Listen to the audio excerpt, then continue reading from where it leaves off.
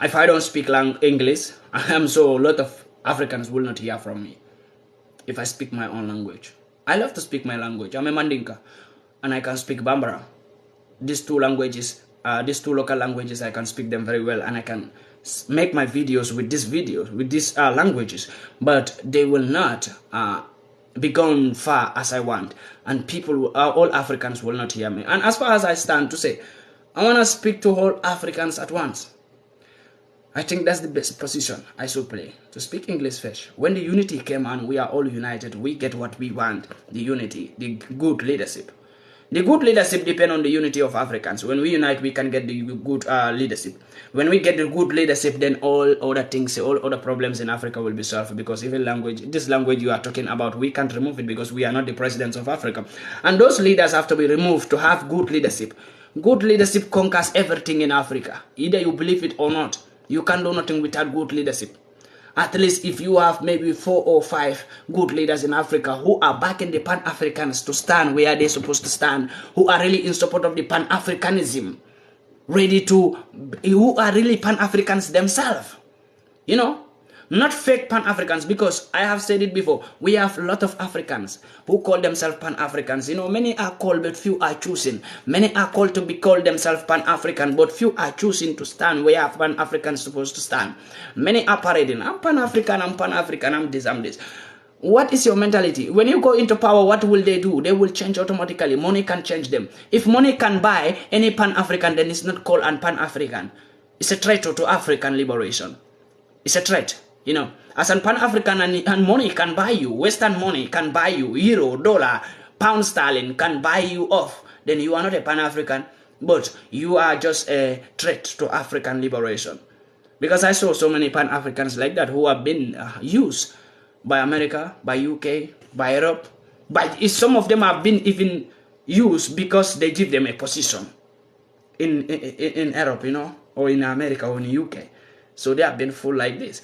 So to get a position, it's very easy for them to give you a position. For Americans, when they see you as an Pan-African, for Western people to give you a position or to give you a offer that they call an opportunity. They call it an opportunity, but for me it's an offer that they give you to buy your power, to make you look full or to make you go against your people wills, the supporters of you. If you can really realize, there was a time when Julius Malema from South Africa, who was a Pan-African, and I always listened to him, I motivated from a lot of his words. But that was the time you see him on the street of South Africa saying that he is in support of LGBT. I hope so many people have watched that video when Julius Malema take a flag with his peoples. Those things are things that have been set by, they call it one-time opportunity, that have been set by them to make them too full, So we go with the music, I love music, and I'm here today not to talk too much, but just to enjoy with fans and with the way of liberation, not with the way of another way, but to have fun with my fans and to have fun. Because I saw somebody comments who was that the comment was so funny for me, but although it's right, he said he never see me smiling, he never see me having fun, he want to see me having fun. I don't have time for fun, but although I really want to enjoy also. Nobody in this life who don't want to enjoy. I don't want to be stressed always. I want to be laughing, happy, smiling with people happily, Not all my life I am stressed, But when it comes to business, I'm serious. It is business. When it comes to Africa, it is Africa. It have to be respected, And somebody also was commenting, am I a soldier? Why am I changing soldier uniforms? It depends on God. I am just soldier. I'm not a soldier of any government, but I'm a just soldier, an African soldier. So no one can remove that, And some of them were saying, I am wearing soldier's uniform. It's not safe because I'm an Arab, and it's not legal to wear soldier uniform. It's legal for me to wear soldier uniform as Pan-African. As for what I stand, it's legal for me to wear these uniforms. I have more than 3 uniforms like this, different colors. Yeah, so it's legal for me to do what I want to do. It always depends. I am just soldier, not a soldier of government, any government. And as you can see, there's no badge. If badge will be here, I will create it by myself. And that's what I'm trying to do, to create my badge and give it to every PANDI MAICA fans. to create badge on my uniforms. I form my own uniforms, my own style of uniforms to give out to peoples who are ready for the liberation of Africa, with a badge of the liberation to give to Africans out there.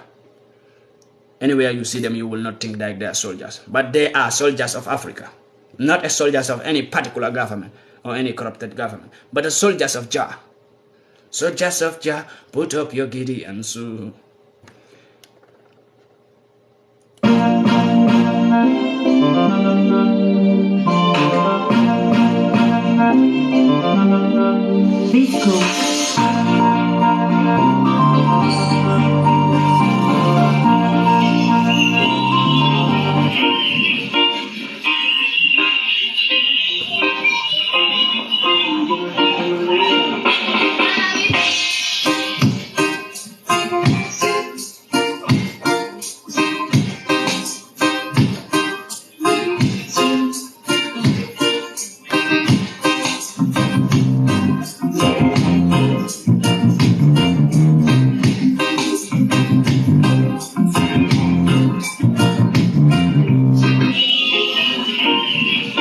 Let go.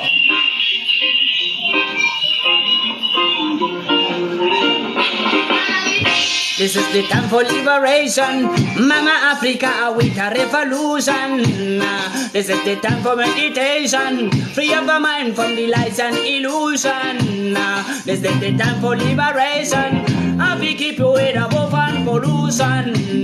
This is the time for liberation. Come make we stand up and start a revolution. Revolution in the air. My people prepare. No more African to reign. Now this is no tear. Full time in no way. Babylon no say no care after all.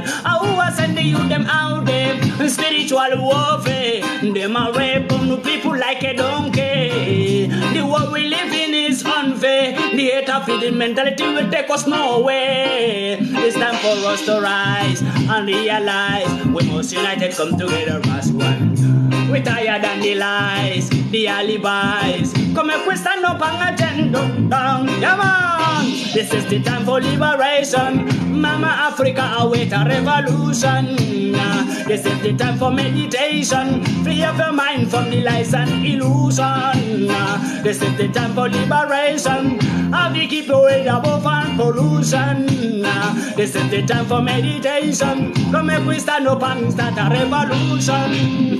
Calling on the soldiers of Mozambique, Kenya and Zimbabwe. Calling on the soldiers of Nigeria, Ghana and Mali. Soldiers of Uganda, Bagongo, tell me, are you ready to approve the legacy for me to Mama Kostabi and Selassie? Got to liberate, got to elevate. Don't you hesitate, it's never too late. Got to liberate, got to elevate. Don't you hesitate, it's never too late. Yeah, the African political actors, professors and teachers and doctors, pleading to the imams and pastors. Please tell somebody cultures. Unity is what we need in Africa. Peace and powers in Africa, in the United States of Africa. Free from Asia, Europe and America. Tell you something about Nai and Nubia. Something about meet Ethiopia. All of the ancient African empires, plus the emperors, will man conqueror. This is the time for liberation. Hey! It's a revolution. This is the time for meditation. Free up your mind from the lies and illusion. This is the time for liberation. Come and we stand up and start a revolution. This is the time for meditation. And we keep your head above and pollution. Yeah, yeah. Why am you let the illusion of them down? Hey, yeah. Yeah, yeah.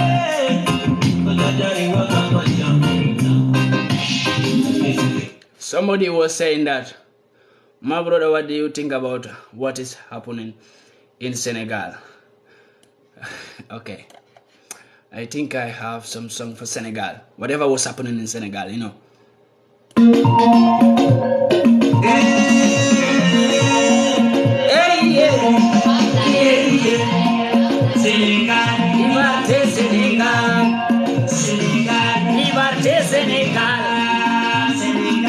liberté Sénégal. Surtout plaît, liberté Sénégal. Macky Sall, liberté Sénégal. Macky Sall, liberté Ousmane Sonko. Macky Sall, surtout plaît, liberté Ousmane Sonko. Ousmane Sonko, liberté Ousmane Sonko. Macky Sall, liberté Sénégal. Surtout plaît, liberté Sénégal. Macky Sall, momete long. Macky Sall, momete canon.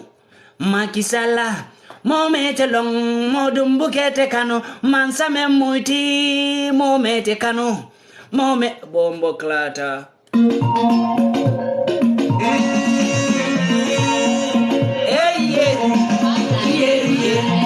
Sénégal, liberté Sénégal. Sénégal, liberté Sénégal. Sénégal, liberté Sénégal. Sénégal, liberté Sénégal. S'il vous plaît, liberté Sénégal. Sénégal, liberté Sénégal. Macky Sall, liberté Sénégal.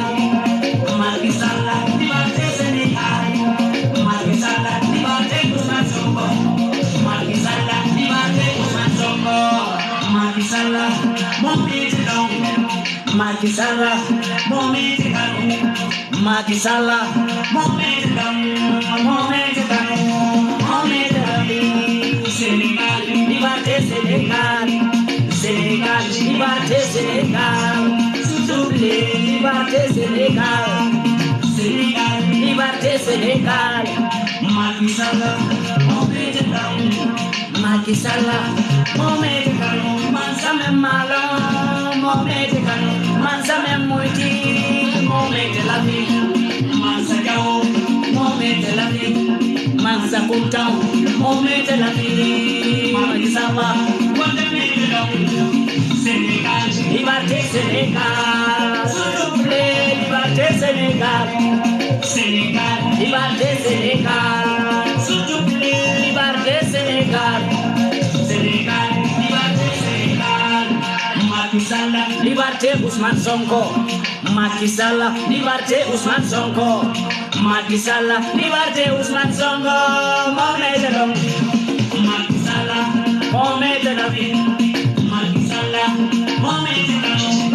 Mansa Diao, mo bukete dum kano. Mansa Kunta, mo dum bukete kano. Mansa Diao, mo dum bukete kano. Senegali bele koy fata Macky Sall la. Macky Sall, surtout pile, liberté Ousmane Sonko. Macky Sall, surtout pile, liberté Ousmane Sonko. Ousmane Sonko, liberté Ousmane Sonko. Ousmane Sonko, liberté Ousmane Sonko. Ousmane Sonko, liberté Ousmane Sonko. Macky Sall, liberté Ousmane Sonko.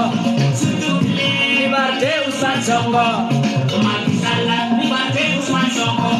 Surtout pile, liberté Ousmane Sonko. Macky Sall, Macky Sall, Mansa Diao, Macky Sall, Mansa Kuntao, Macky Sall, surtout pile, liberté Ousmane Sonko. You know, that was the music when I started talking about the Senegal. And I will literally speak a little bit about Senegal. You know why I don't like Senegal president? It's a threat to African liberation, number one. Number two, it's a threat to even my own country called Gambia. Number three, it's a threat to all Senegals. Maybe in political careers, there are even Senegal citizens who are supporting him of whatever he is doing in Senegal, in Gambia, whatever he is doing. His people are back of him. There are Senegal youths who are in support of what he is doing. But they really don't know because they are into politics. You know, that is called political game playing. You know, even they know that Macky Sall is doing rubbish, they still keep on supporting him. But that president is a threat to the whole African liberation. It's a threat to even my own country called Gambia. Because as I tell you right now, Gambia don't have a president. Gambia just have someone who is a minister, being there and waiting for the a commandment from Macky Sall. That's the president that they have right now in Gambia, and they call it a president. We have a man in Gambia who is ruling Gambia, calling himself a president, but he is not president because he is being ruled by Macky Sall. And I will tell Gambians one thing is, either you believe it from today or you don't believe it. Mark my word. If you, the Gambians, are not careful, Gambia will be colonized by France. Trust me. This is the target on you, the Gambia, on Gambia, a country called Gambia. This is the target for Gambia to be ruled by Senegal, for Gambia to be colonized by France.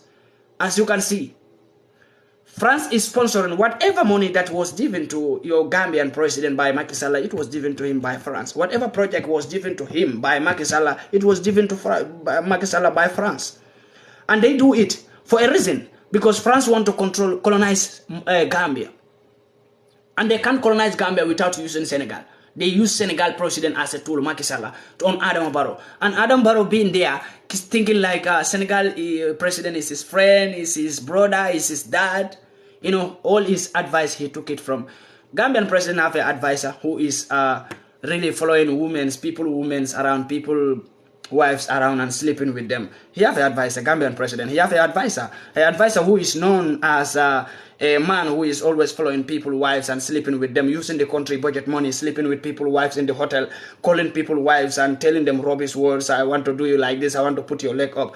All those kind of rubbish. We have been having all those kind of things in here, you know, with us. All those evidences against the Gambian president advisor, you know. So all those things are showing us that the Gambian president is not getting advice from that man, because that man is not capable to advise a president.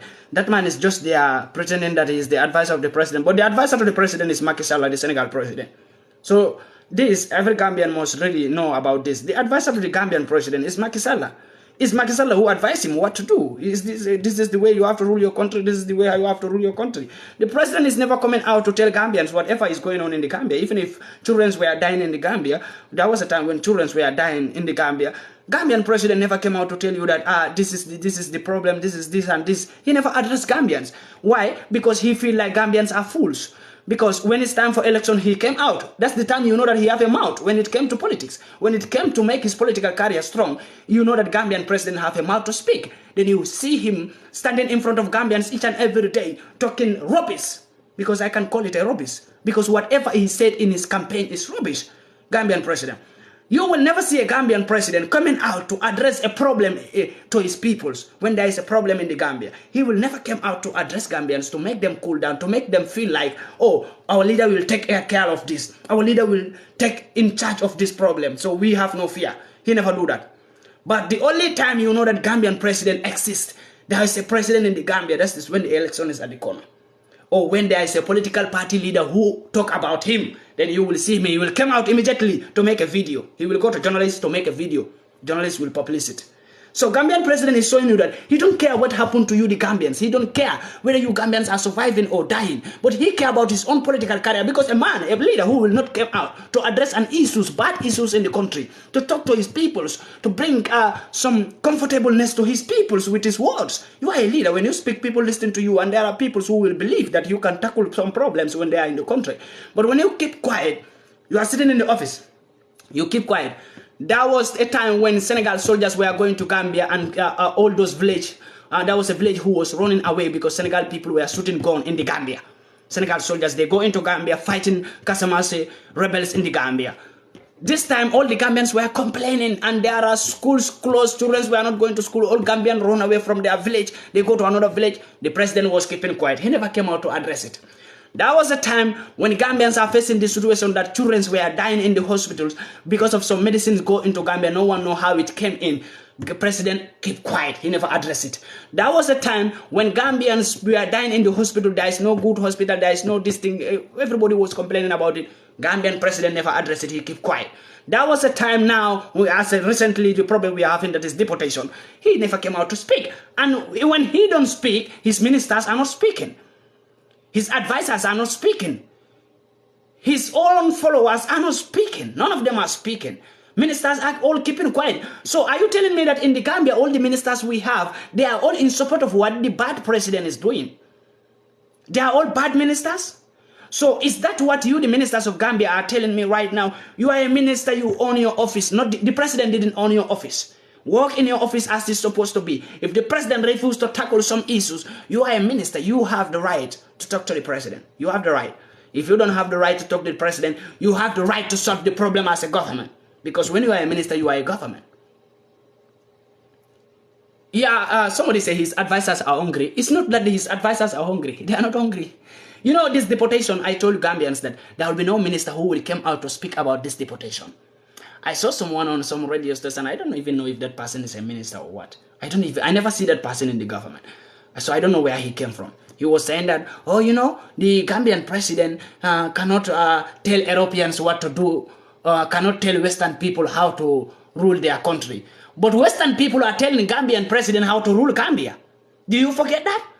I watched a video about for a man. I don't know if he is a minister or he was sent by the president to come and talk rubbish to Gambians to make Gambians look like a fool.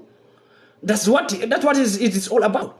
Because the man was saying that Gambians should understand that Gambian president don't have the right to tell Europeans to stop the deportation or to tell them what to do. But Western peoples also don't have the right to tell Gambian president what to do. So why are they telling Gambian president what to do and he is doing? And now you are coming out as a minister or as an MP of the president. You are telling us that the president don't have the right to tell Europeans what to do.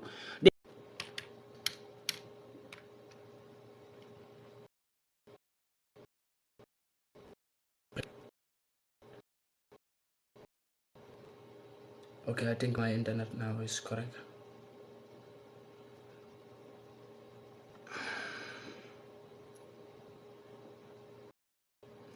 Okay, we can continue. I want to tell you this, all the Gambians to believe this. I am not going to feel afraid of the president. No, it's not possible. I just give him respect as a leader of the country. But as a leader of the country, if you don't do something good, I always came out to tell you, no matter who you are, even if you are the brother of Mohammed Gaddafi, I don't give a damn. But as far as you are doing the one thing to your people, I came out to tell you the truth. So I don't care what the president will think about me or what his followers will think about me. That is their own business. I'm not here to please them, but I'm here to please the whole Africa and the whole Gambia. And if I want to speak in the name of the Gambians, poor masses, that's where I'm going to stand. Not to feel like, oh, if I do this, then the president will hate me or his followers will not like me. That is their own bread and butter. But the thing is, Gambian president is a hypocrite. And he is very, very greedy also. He's a man who like money more than even you the Gambians, your souls. 2 million Gambians, your soul can be loose just for the president to have what he want, the money that he want. He loves money so much more than he can sacrifice all of you, the Gambians, to have the money that he want. Trust me. He knows this. You know, there was a time when I said the president is not a Muslim. Why? He have a only Muslim name, but he is worshiping something different from God. I said this here in 2017. I said it, and I will never forget it, and I will never regret saying it, and I can say it anywhere. I don't give a damn. Let them arrest me if I go to Gambia, and I will repeat whatever I said in my videos. You know, Gambian president is not worshiping. I don't know if he is worshiping Allah, because he may go to mosque and pray. Okay, people may say he's worshiping Allah, but for me, he's not worshiping Allah. He is just mocking Allah, because he is not a Muslim. He is worshiping something different. He's worshiping. Don't forget it. Gambian president have his president sit through a dog. He worship dog skin. He pray on dog skin. He put dog skin. You know, Muslims, when we have to pray on mat, right? A very clean mat. But the Gambian president pray on dog skin. A special prayer for him. He do a special prayer on dog skin for his power to maintain his power, to maintain his position. That is something that a lot of Gambians don't understand. When you say it, they say, no, you don't do sacrifice, you don't do this, you don't do this. But I will tell you, to be a president is not an easy thing. If you don't believe me, go and search for leadership and try to become a leader. Then you will understand that to become a leader, there must be something you must do in nowadays to become a president of Africa, of African country. You must go into some hoodlum things, some Illuminati system, some kind of ritual systems. If you are not in Illuminati, then you will be in some part of ritual systems. Either you ritual your own body parts, or either you ritual your own born children, or either you sacrifice some part of peoples in your country. You know, even peoples who follow you, who support you. There is a time these presidents, they sacrifice them. I will tell you this today. Even your Gambian president don't trust him when he's doing a campaign. You are all going there, jumping, shouting. Don't believe him. He is doing his own sacrifice among the supporters. Do you know it exists that they use their own funds who support them to sacrifice some of them to maintain their power? So these are things that a man cannot become a leader in Gambia as like this. as in the whole Africa, without being in part of any sacrifice oath. You must be under some oath. That is different from the oath of God. These people don't, they said when they get into power, they said, God gave me the power seat. God is looking and watching you. You know, when God can come down and against peoples, it will be very clear. But God is not worried about what you do in this life, because no matter how you stay here, you will still meet him. So God sits in his office and wait for everyone to come, and he will be the one to judge you. So he is not worried. But as far as we, the mankind, we are living, when we realize some situations in the society, in the country, in the communities, we need to come out and make it clear, so that people will not be on a mess, on blindfoldly, because a lot of Gambians don't even know who is Gambian president. There are a lot of Gambians who don't even know who that man is. I studied that man. I never see that man physically face to face. That was the time when I went to Gambia last year, October. When I went to Gambia, he came to my site. There was some village, some Sarahule village there. He came there, called Bajakunda. When he came there, I went there to see him. That was the first time I see Gambian president face to face. That was the first time. When I went there to see his meeting, because he opened a fire service camp there. So that was the day was the opening day of this fire service camp in Bajakunda. He went there. So I went there to see who is even this president. So when I went there, the situation there on the ground was like the Gambian president. I look him as someone who is just a toy, and people are playing a game. He's just a game toy. That's how I see the Gambian president. When I went there to see a man as a president speaking, I see him as a toy that you put battery and play it, and he is talking. Whatever you want him to say, that's what he said. Trust me, I was so surprised that, so this is the Gambian president. I feel ashamed of myself, of seeing him as a Gambian president, as my president, my country president. I feel ashamed of myself. A lot of the people are trying to fight for him, die for him. Don't blame them. Those who are trying to fight for him, I will tell you this also. To become a leader, you must be ready. If you want to become a president, you must do so many sacrifices. If you are not careful, they will even lead you to go hellfire when you die, just because you want power. Why are people sacrificing peoples just to get power? Because they want to be rich. It's the same known as to do sacrifice your mother or sacrifice your children to become rich. It is the same known as that. But they want to be rich and they want to be powerful. So this is why they go for leadership. If you want to become a leader today, as a Muslim or as a Christian, you want to become a leader and you forget about Jesus and forget about Muhammad sallallahu alaihi wasallam, then do what you want, you will become a leader. Trust me. Whenever you want to become a leader, you will become a leader. But you know why? People have to think about God. But so those people, we have people who don't care what will happen next. They will do whatever they want, they can do to get into that power. So that is an example of Gambian president, I'm telling you. And I will not hide this, and I will not be afraid to say this, but Gambian president is not a real Muslim. So a man who can sacrifice his own son to become a president, you think he is not going to sacrifice the whole country children to maintain his power? That's what you are thinking? A man who have not been afraid to sacrifice his own born son, his own real son, to go into power, and you expect him not to sacrifice your old Gambian children to maintain his power. When he sacrificed to build the foundation of his leadership, his own son, then he is going to know that he is going to use the Gambian children, your children in the Gambia, to build the house, since his son was used to build the foundation of leadership.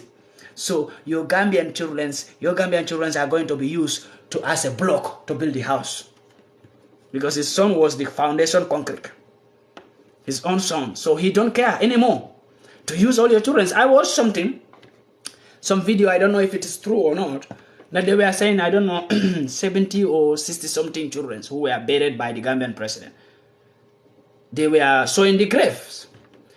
I don't know if it is true. When I watched the video, but although even if it is true, I am not surprised about it. That Gambian president could do those kind of things to kill children and use them for sacrifice and go and bury them somewhere.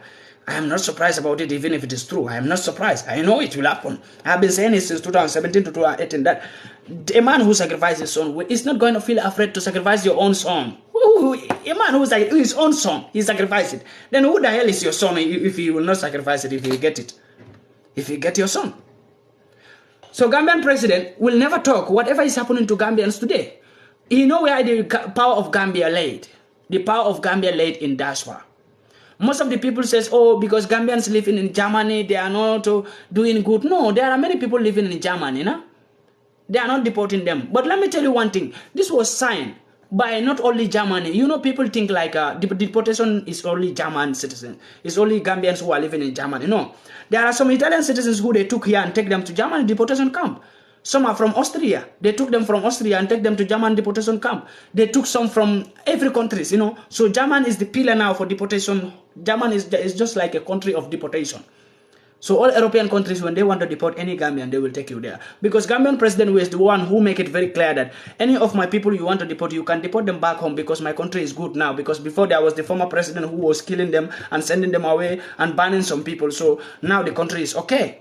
But I was asking this question for a very long time. If Gambia is okay, why the president's sons and his family are living in America? His children are living in America. If Gambia is okay, why his children don't come back to Gambia? So most of the times, I blame Gambians who are following him, who are still in support of his political career. Some people are even ready to die for him. But come on, stop fooling yourself. Whatever little chicken change the president is giving you today as a minister or as an MP, trust me, when I become a president after Adam Barrow, I will lock all of you up. I will lock all of you up. I will become like Yaya Jambe to kill all of you, put you in prison and give you to animals to eat you. Because all of you are the devil of Gambia who destroy Gambia, who make sure that Gambia never grow. But you are growing with your family. But Gambians, poor masses who vote for the president are not growing. Trust me. Whoever become the president after Adam Barrow should lock all of these ministers, all these MPs. You see all these MPs and all these ministers. Don't pray for PANDI to become president after Adam Barrow. Because it will not be good for you people. I will lock all of you up. You leave the country, you run away, or if you are in the country, I lock you up. Mile 2, directly. Somebody said mile 2, directly. Because these are the peoples, if you leave them to work with you at the same time, no matter how you work hard, they will be there destroying your government. These are the peoples. Because when the former president go, the people who are working under former president as a minister are still working with President Adam Barrow. That is happening. There are many people working with President Jammeh who are still working with Barrow. So as when you leave peoples, when you go into power, and you know that the leader that was there was bad, and you are not there for bad leadership, you want to make the country good, then all those people who are ministers who are working with the former president, sack all of them, kill them, lock them up.